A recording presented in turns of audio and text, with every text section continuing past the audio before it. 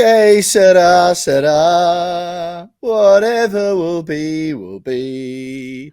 We're going to Germany. Que sera, sera.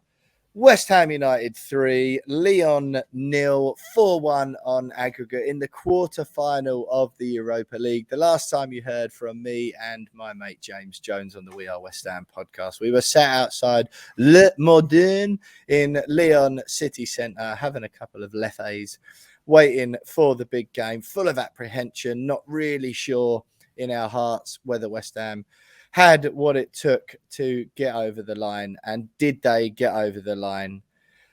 3-0.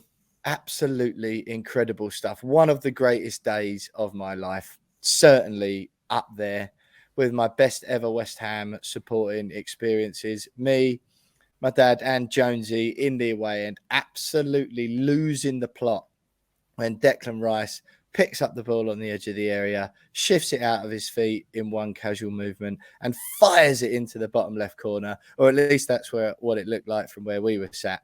Only afterwards did we see the enormous deflection that definitely took it beyond the goalkeeper who would have saved it if it wasn't for that.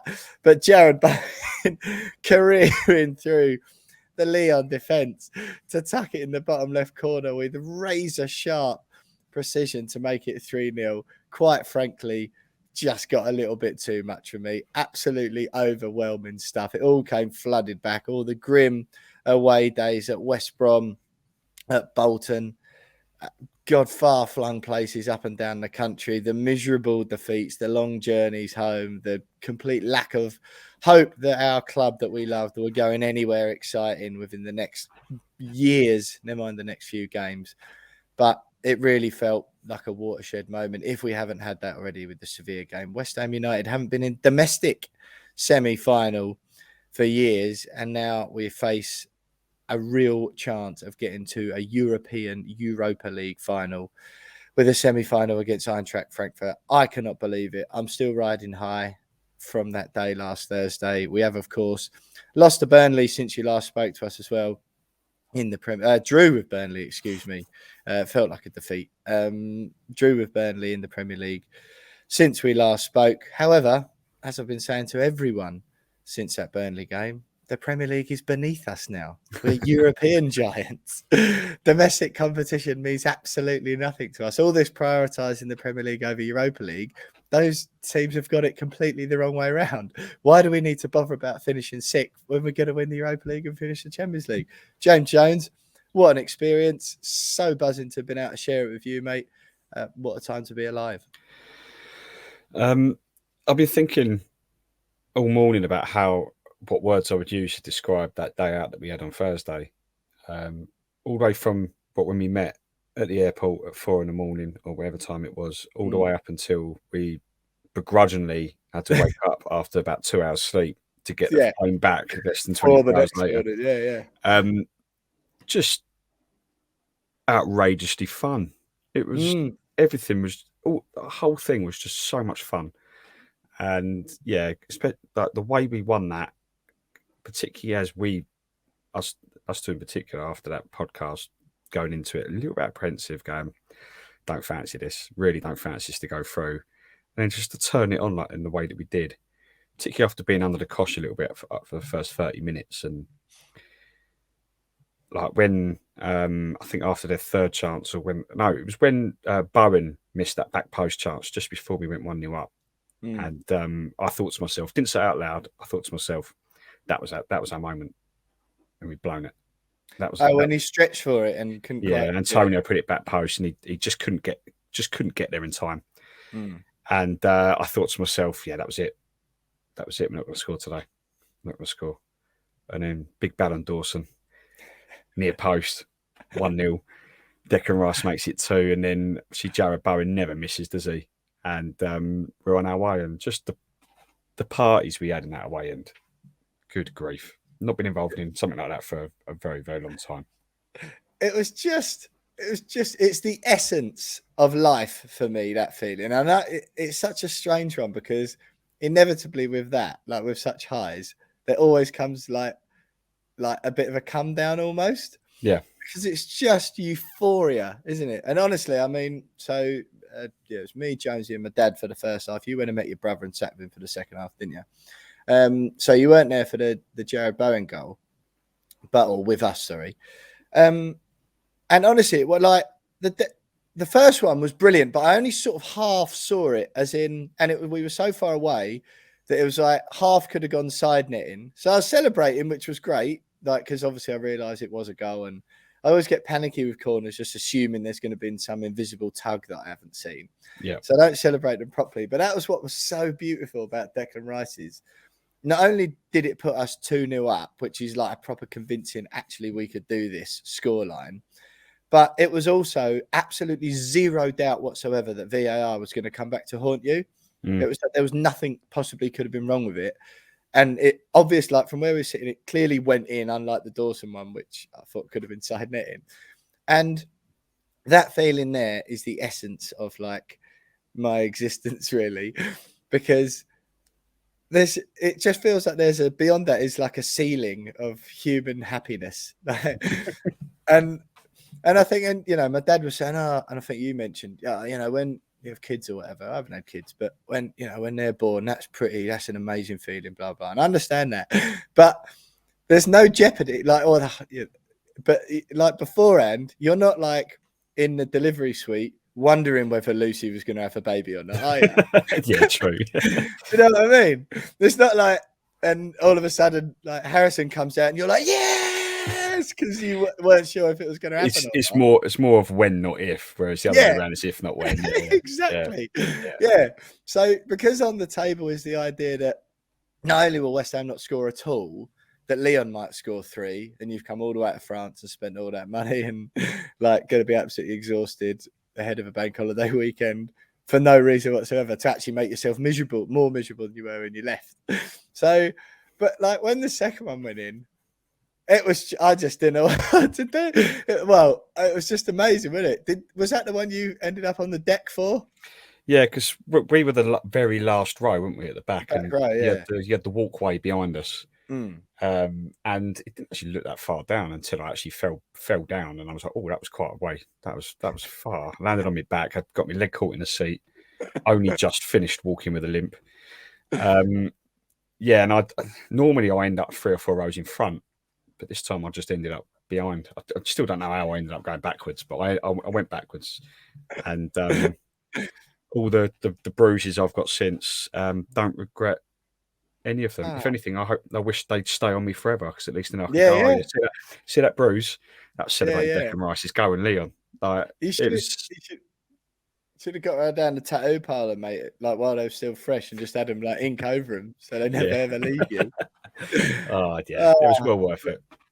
It was just so amazing, mate. And it's one of them, and I think I said to you or Dad or when we were in the ground that I normally like cringe a little bit about when clubs bring out the old DVDs, but give me as many copies of that as you can. Do you know what I mean? It was just and if you could bottle that feeling, you know, then no one would do drugs ever, would they? Or drink. You'd just have a little sip of that every morning. But yeah, absolutely phenomenal stuff. I just, you know, early on, well, I'll tell you what, mate. I think we've gushed enough so far. We'll do a little bit more in detailed reaction in a minute. Thanks to everyone who got in touch last week. We got some really kind messages, didn't we, while we were out there, mate, which was nice. Mitch, Morgan, Rob, a few of you just off the top of my head who got in touch, said some nice things. And you can get in touch with us as well on Twitter. We're at @WeAre_West Ham. Instagram, we're We Are West Ham Pod. Facebook, search the We Are West Ham Podcast. You can get us on YouTube as well. We Are West Ham Podcast over there to find the channel.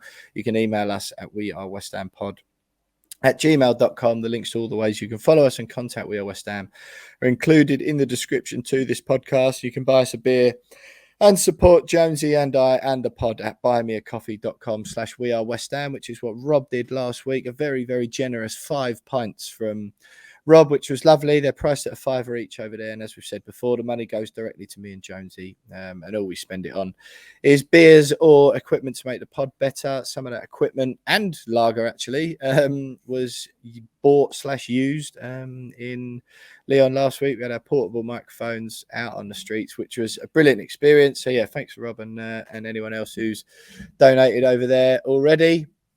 What else was I going to say, Jonesy? Then what's coming up on the show? Then we'll have some more detailed reaction to that Lyon game, as well as briefly touching on the 1-1 draw with Burnley at London Stadium on Sunday. We'll have yeah, mate. I think the thing is with things like Lyon, they're what keep you coming back, aren't they?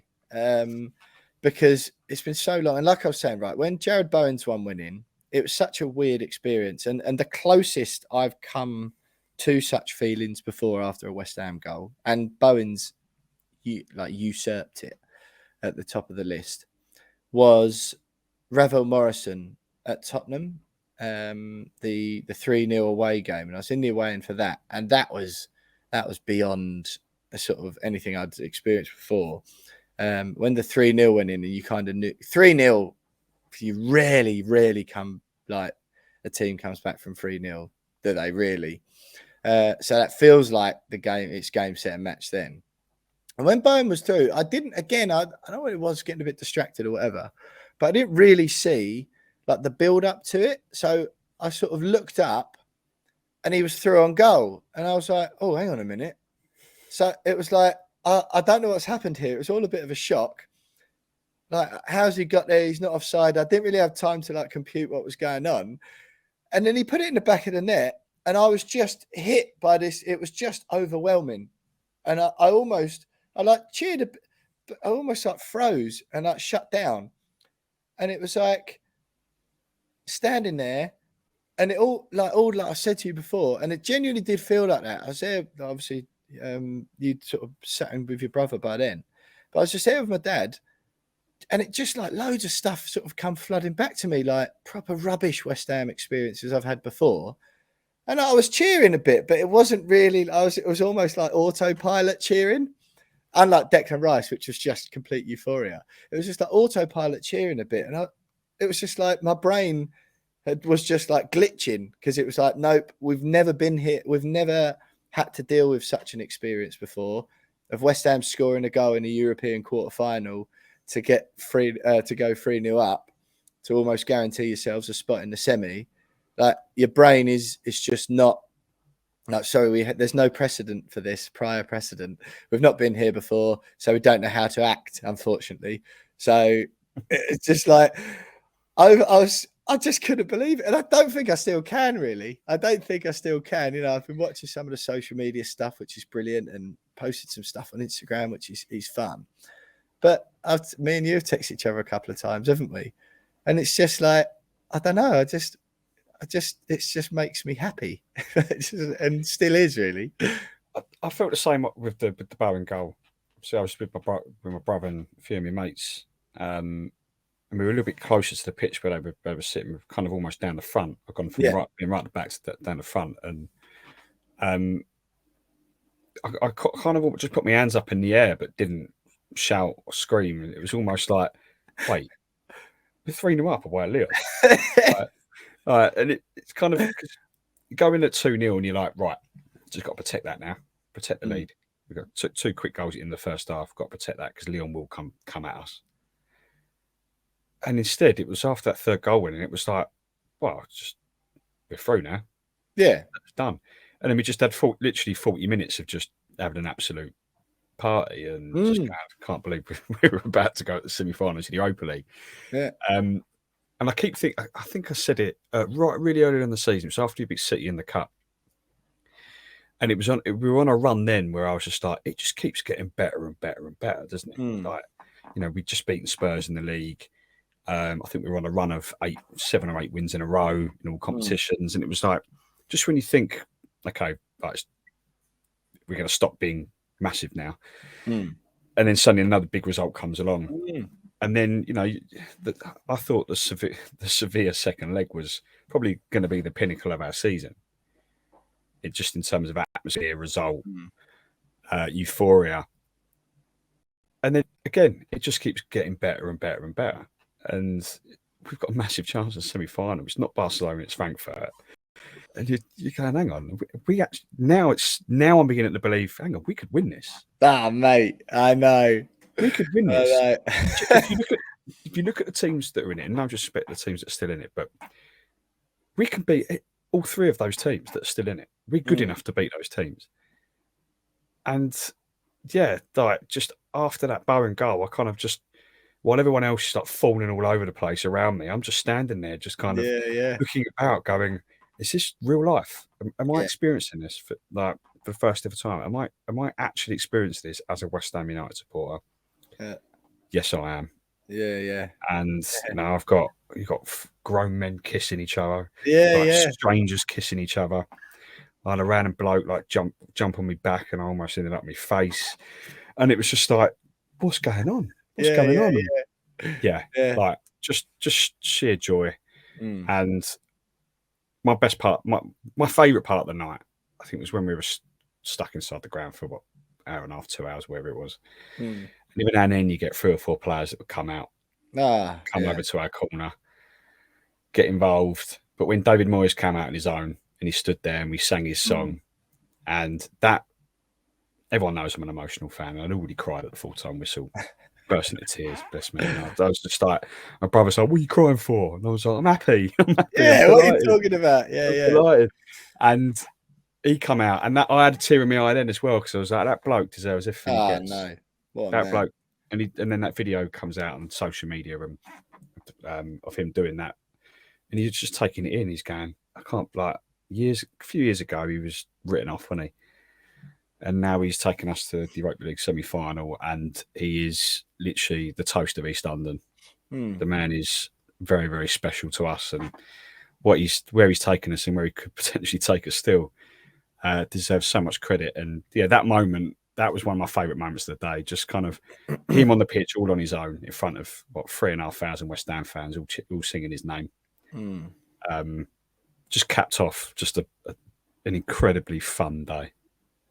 Yeah, mate. Are you just saying all that? Honestly, I've just literally got goosebumps again. Yeah. It's just, flipping out. It's just so funny. It's not funny. It's just amazing. Like, it's weird, isn't it? You know, like how some people genuinely just couldn't care less about football, and it does sort of make me laugh sometimes, because I just think when you boil it down, it's just 11 blokes or 22 blokes kicking the ball about on the pitch, blah, blah, blah. But I don't know. I can just not, if you don't like football, I can't imagine, right? You know, some people like horse riding, some people like chess, some people like playing cards. You know what I mean? Some people like going shopping for their hobbies. Other people like doing different stuff. Some people like video games, blah, blah, blah, right? Lots of people got lots of different hobbies. I defy anyone to get the same feelings of euphoria from any other pastimes or whatever, you know, hobbies or whatever, or passions, as you can get as we got last Thursday. I just don't know where they would come from, and that's why I think it's so hard sometimes explaining to people, particularly who don't know. I've had absolute nightmares with my mum trying to get through to her just how amazing and, like, almost, hopefully not, but once in a lifetime it's been. Do you know what I mean? I had the same thing with Luce when I got back. We were sitting on the balcony, and she said, "Oh, good time then." And I was like, "Luce, good time? What? Yeah, what? What are you talking about?" Like, it was probably one of the best days of my life. Like, it genuinely was. Like, and it was one of those games where I will tell my grandkids about that. I was there at Lyon. I was there. It was one of those I was there moments, and I was like, so yeah, it was a bloody good time, actually. I had a very, very fun time, and I'm incredibly emotional about it still, because the game. By the time I walked from my front door, I think it was less than 12 hours after the game finished. So I was still on the bus. I was still like I was on the bus, like, from the station home, and I'm humming, like, West Ham are massive to myself. Mate, I haven't stopped that. It's on the train looking at me, and I'm just like, whistling away I was, and Yeah, you can't. And it was like, again, the same thing after the Seville game. Go, oh, what game that was last night? Was it good? It's just like, I don't think I can actually accurately Yeah. explain how good it was to Anyone anyone who that says wasn't there. good and uses that adjective in a question, Yeah, it's like you immediately get a bit offended. It's like, what? yeah, Why are you being stupid? Why are you using that ridiculously underwhelming word to underplay what was an yeah. occasion that there are no words for? Yeah, and people go, "Oh, it looked good," when they're watching it on TV. It's like, no. Like, it Yeah, was more than good, and you will never understand because you weren't there and you don't yeah, support West Ham. yeah. But yeah, I did see someone tweet going, "Oh, just imagine not liking football and never being able to experience that level of joy." Hmm. Because you're right, I struggle to find anything other than sport that can deliver that kind of euphoria and high. No, I it's not think even sport. Honestly, it's not even sport. It is just West Ham. just West Ham, fair enough. Yeah, Yeah, yeah, it is honestly. Because, England, to be fair, if like England at the Euros was amazing and all that as well, and yeah, not really the time for it, but I'm very much I'd absolutely love it if England won the World Cup or whatever, because again, a proper once in a lifetime thing. But you can share it with everyone, rather than your Tottenham mates trying to shit on. Oh, sorry, your Tottenham mates trying to rain on. Oh, it's too late now, isn't it? I've said it, but trying to rain on us beating Lyon in the Europa League, it's like you don't get out of England. But no, it's just an amazing feeling, mate. And I was just so happy and just feel so lucky that I was there. It was, just proper once in a lifetime stuff. Well, hopefully not. That's what I mean. The idea that Seville was so good, it felt like this at Seville as well. And I remember sort of being before going, being away in the second leg's just rubbish. Or it's a bit difficult, blah blah blah. But winning away in the second leg, Seville was amazing. It was wonderful being at home, but to be there and to win away in the second leg, which is what we'll have to do, or well, certainly if we're going to get to the final, we'll have to do that against Frankfurt. Hey, can you imagine being in the Europa League final against the team that we're more than ridiculous. capable of beating as well. It's just ridiculous, mate. It's only been like what, 2 years maybe since we used to do these shows in the Love Sport radio studio, and it was just so grim. It was just like, oh, here we go again, just no end in sight at all. And then and I mean, what a transfer! It's just incredible, mate. And you're right, David Moyes. What any rep, and he did. He had a lot. Any reputational damage he had before has not only been repaired, it's then some. I don't know. I mean, Everton fans might argue and appreciate this over a shorter space of time, but he's at least echoed. He's at least like equaled his Everton achievements, if you ask me. Did they ever get to? I know they did some stuff in Europe. Did they ever get to a European semi-final? No, I think the best he did, he got them to the Champions League, but they got knocked out in the qualifiers, didn't they? He did finish in the top four with them, but I think that's. I mean, yeah, that's a huge achievement. He may have got to an FA Cup final. He didn't win anything with them, but I think he may have got to an FA Cup final. Right. But I mean, just this alone, I think is probably one of his biggest achievements as a manager. The transformation job, mate. I mean, and it's just, you can see, right, if you look back, and for me, it's decisions, like brave, tough decisions to make. Getting rid of Haller and Anderson, the two big money signings, and he didn't care about it. He had lots of fans and sort of saying, we shouldn't have done that, blah blah blah. But and he just stuck to his guns. And all right, the Antonio thing, we could do with another striker, and a couple of those bits might come back to bite him. The sort of hesitance on signings, if you are of the opinion that it's him who didn't want to sign anyone in January rather than the board, things might come back and bite him. But they are small fry, mate. We're in the semi-final of the Europa League. It doesn't matter what happens this season now. It genuinely doesn't. We got to the semi-final of the Europa League. It's just incredible, mate. It's incredible. Just after decades of mediocrity with a couple of flashes of amazing stuff to happen in between. But he's not only turned it around and achieved something I didn't ever think was genuinely going to happen, he's done it in a way and left the club that it feels sustainable, which is incredible.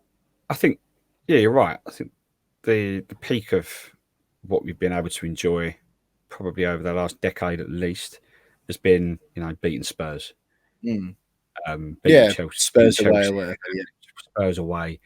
You know, the odd win against Arsenal, last minute winners. You know, potentially thinking we might progress, get a bit of a cut run, and then end up drawing City. Before then, it was like, oh, we might do something this year. That was kind of like the peak of where we were at in terms of happiness and what to celebrate. Then you had last year, finishing sixth out of nowhere, and then this year just tops it. And as I said before, it just keeps getting better and better. But you know, no one, even when the draw was made for the group stages, way back in August, September time, no one really. They may have said, "Oh yeah, you know, we could go on and win this," but it was more like almost a tongue in cheek, like, "Yeah, West Ham are massive. We're going to win the Europa League this year." Without actually believing that we would go and win the Europa League. Of course. And now it's the middle of April, and we're in the semi-finals, and you look at the teams left, and you're going, "Actually, we're on the verge of history here." I mean, we've already made history. Yeah, right? Exactly. First European semi-final in, what was it, 46 years? Weirdly enough, that one 46 years ago was against Frankfurt. Yeah, very weird. We ended up losing in the final that year, so hopefully it doesn't turn out to be the same. But yeah, if we get there, though, getting to the final, just, I mean, I'm not too sure my brain can comprehend that quite now at the moment. Like, just buzzing for next week. Get me over there. I'm not going to Frankfurt, so I've got my ticket. You made that executive decision, have you? Yeah, I've had to look at I've had to weigh up the finances a little bit. Yeah, mate. Dubai was very, very expensive, so I've had to be quite sensible. I've had to be an adult about it. Let's put it that way and just go, nah. And if we get to the final, then there's nothing stops me from going to Seville, even if it's cost me 25 grand. I'll find 25 grand somewhere and be there. So if I want to go to Seville, then I need to sacrifice Frankfurt, but I'll be at the home leg. So mate, of course, yeah. No, it's funny that we were chatting about that, and you know, people talk about flights to Seville and hotels and all that, which is just fallacy anyway. Me and you were chatting, weren't we, when we were on the plane on the way out there, saying, you know, I put some proper had a decent little plan in place for my finances at the beginning of this year, like knuckled down a bit, got a new job. I was like, right, you know, get this in order. That's all gone out the window. That's all gone. But I just incredible, mate. So we booked flights to Frankfurt already. When we're in there, again, can't really afford it. But I just think the whole thing's just so amazing, and remember it forever. So just quickly then, before we move on to Burnley, mate. What's your opinion on Frankfurt? I'm of the opinion that they will probably pose our toughest test. I mean, any team that beats Barcelona is a good side. I've seen a lot of people say that, oh, well, you know, they did have pretty much the equivalent of an entire home stadium at the new camp. I know. What an amazing effort by the Frankfurt fans, by the way. Fair play. There's absolutely no chance that happens in Stratford next week, is it? No. I mean, fair play. I mean, Nou Camp's big enough to get 3 stadiums worth in there if you're looking at average. Barcelona fans don't give a stuff about the competition, do they? Exactly. So, but they still had to beat them. And so they're a good side. They're struggling a little bit in the Bundesliga, which Lyon are struggling a little bit in Liga at the moment. And as soon as I saw their Bundesliga form, I thought, well, yeah, this is a team that we can beat, but I think it will be our toughest test. I think it will be a very, very tight 2 legs. But yeah, I don't really care. I back David Moyes and those players to pull something out of the bag again. And if they don't, what a journey. And I said that before Lyon, didn't I? I went, if we go out now, I will just be so happy about what we've done and how far we've come. So same feeling going into this one. But I just feel more confident about beating Frankfurt than I did Lyon. I think we're a better team. That's dangerous. I know what you mean, though, mate. I mean, me and Dad went to see their game against Real Betis the night before they played, before we played Seville in Seville. We went to see them then, and they were okay, but Betis were poor. So it was sort of hard to determine whether Frankfurt were actually good or not. They were all right. I thought the scoreline flattered them a bit, but yeah, Betis were just rubbish. So it was difficult to say. But yeah, what an effort, by the way. 20. You're right. There's no way that that will happen in Stratford at all. Of course, I won't be able to get a ticket for love nor money. But yeah, 20 odd thousand going out to Barcelona. I'm sure equivalent thing would have probably happened with West Ham. But yeah, a decent, amazing effort there. Hats off to them. It was obviously a little bit of unsavoury attitude or unsavoury feeling after what happened in Seville with the small pocket of Frankfurt fans attacking a pub that West Ham fans were in. But yeah, I didn't really see too much of that in Lyon at all, really. Felt pretty, I got kept back in the ground for absolutely ages afterwards, after the home fans had lost the plot a little bit, just trying to steam onto the pitch and all that. Apparently there was a banner in the and switch off for a couple of minutes if you don't like swearing. But there was apparently a banner in the home end, which unfurled by the Lyon fans at the end, which directed towards their players and managers and said, "Go fuck yourselves." Yeah. Nice and simple and to the point. Imagine preparing that before a game to unfurl at the end. I mean they're doing poorly in the domestic league. It works. They battered Bordeaux 6-1 at home over the weekend. So it certainly worked. A bit late by then, though, isn't it? Yeah. But look, amazing, an absolutely amazing occasion, amazing achievement by David Moyes and West Ham. Just so grateful and delighted and happy to have been there. Yeah, onwards and upwards, on to Germany. I want the feeling to last forever, but yeah, God, mate, I won't be able to cope.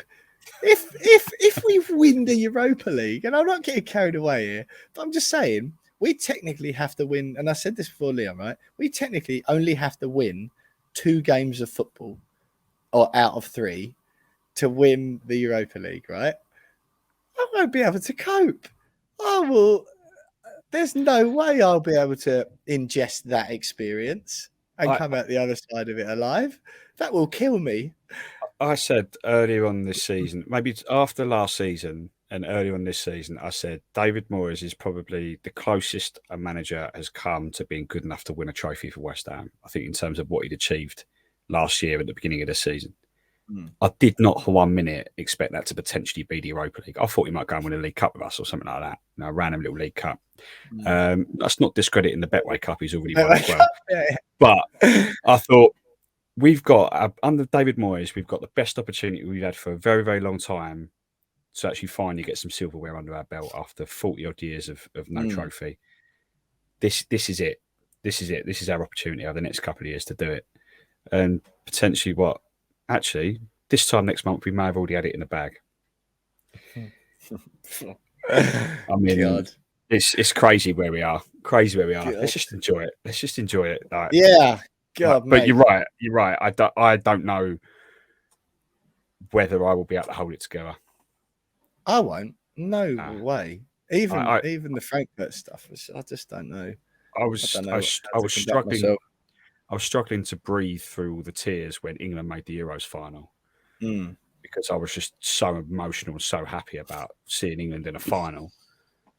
So to see, I mean, I'll be the same if West Ham reached the final in the Europa League. But if we went on and won it, I mean, I don't know. There wouldn't be that. I think that'd just be like I'd just lay down and slowly just pass away. I think. Yeah, I just that like what I don't know, man. I don't know. Absolutely amazing stuff. I love it. It's so good talking about it again, mate. What we Tuesday now, and like the bank holiday weekend's gone. I worked all weekend as well. So it's like everyone else is out having a good time, and that was the only thing just pulling me through. Like that sort of just God, it was so good, amazing. Look, anyone listening who was out there as well know exactly what we're saying, and we hope that those of you who weren't sort of getting a sense, obviously watch wherever you watched it. I've had anecdotes of people watching it back here and how amazing different places sounded, and how the euphoria just spread among West Ham fans all over the place, all over the world. We have had messages coming from everywhere. It's wonderful. So yeah, hope we sort of brought a little bit of it into your ears, Jonesy and I. We'll continue to keep trying to do that for the rest of this journey, however many more games that sees us play. We've got at least 2.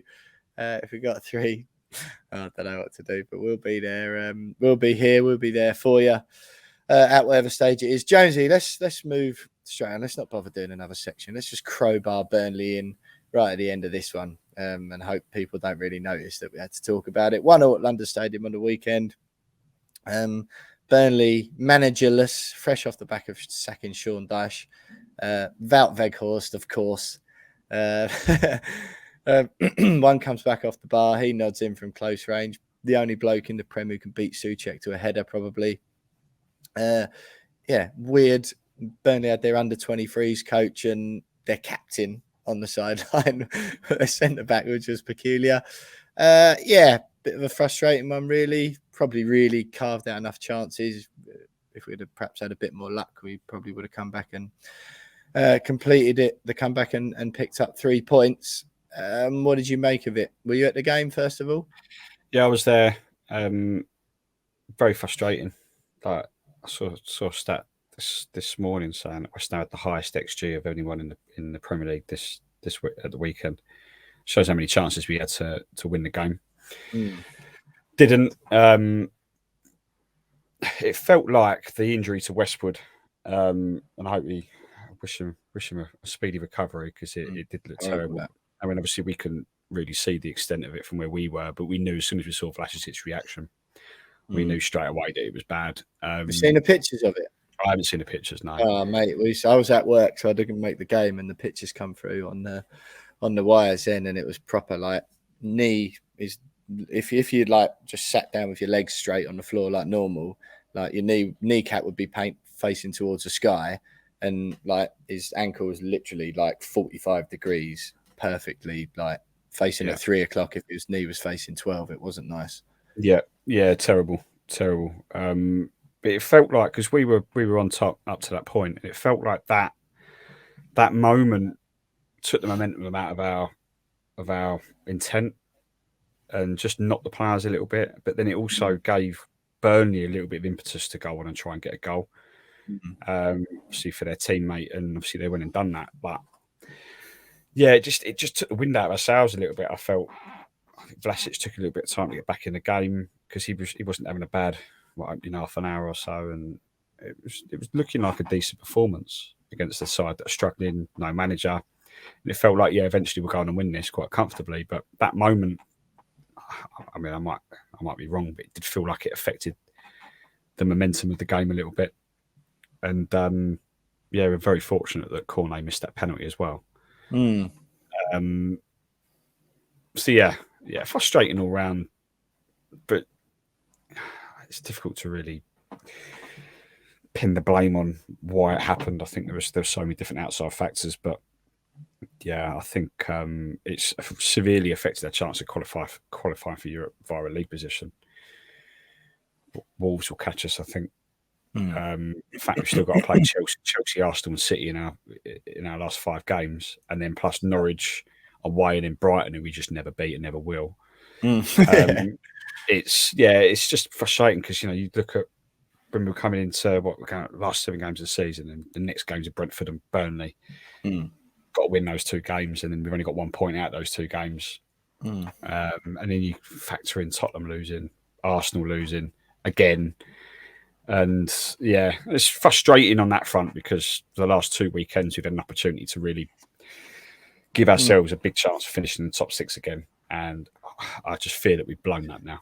Cresswell came out afterwards and said, "I'm not having the tired legs shout," right? That's what he said after the game.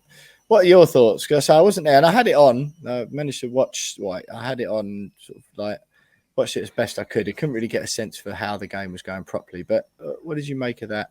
It's nothing to do with tired legs. Do you think there's a bit of that, or just more similar to after the Seville game where we went to Tottenham away, the emotional high, and there was just a bit of a sort of lull, and it's hard to get yourself up for Burnley at home? Well, I mean, I suppose he's got to say that, for one. 2, he definitely didn't have tired legs, because he didn't play on Thursday night. No, he was suspended, so it definitely couldn't have been for him. But Brentford definitely was tired legs, 100%. That was not a typical West Ham performance that we're used to seeing. I think it was less so on Sunday against Burnley because I felt like we played a lot better than we did against Brentford. But there has to be like the size of the squad. He did rotate a little bit, bench Fornals, gave him a bit of a rest. But yeah, I suppose he's got to say it though, hasn't he? Yeah. He's got to say it because if he comes out and goes, "Oh yeah, we're all just knackered after Thursday," it just doesn't look good, does it? I just wonder. I know he's got to say that. I just wonder what you made of it. Whether you thought we were tired, or just one of those where, like you say, we created the chances as well. Really, mate. A chance to win. I'm not gonna.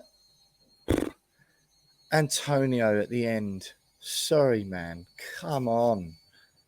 I mean, I know it's the same old thing every single week, and I thought he was really good in Lyon. I thought he played really well. But I mean, sorry, at the end, when Bowen plays him down the left channel, that's poor. It's not good, is it? Straight use your left foot, which he hasn't got, or he's just lacking in confidence in it, whatever.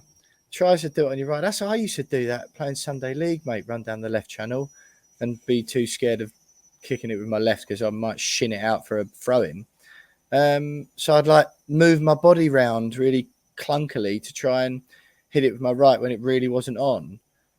I'm just not expecting that from a Premier League striker, are you? Do you know what I mean? You've got to do better there.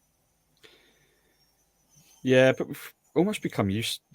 Yeah, it's not good though. I agree. I mean, if it is that he doesn't have a great deal of trust in his left foot, it's like, well, I've never understood how. I understand you can have a stronger foot. I get that.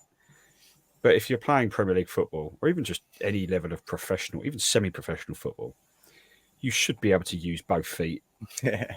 The weaker foot should still be able to use to a very, very high standard, even if it's not your strong foot.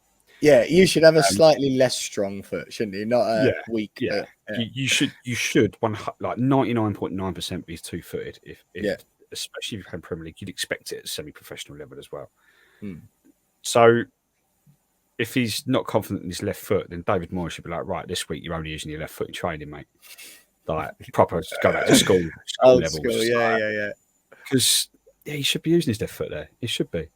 Bowen came out after and said after the Lyon game, I mean, he's left-footed, scored that goal against Lyon with his right foot, and openly admitted, I was a little bit nervous hitting it with my right foot, but it turned out to be a good finish. Because the only shot that was on for him at that time was to use his right foot. He scored. Antonio should have done the same on Sunday. Yeah. No, not good. It's a confidence thing, I think. It's a confidence thing. Yeah. But I mean, how long does it go on for? Anyway, that is what it is. 1-0, 7th in the league. I don't know. I'm just finding it really hard. Like I say, Prem's beneath us.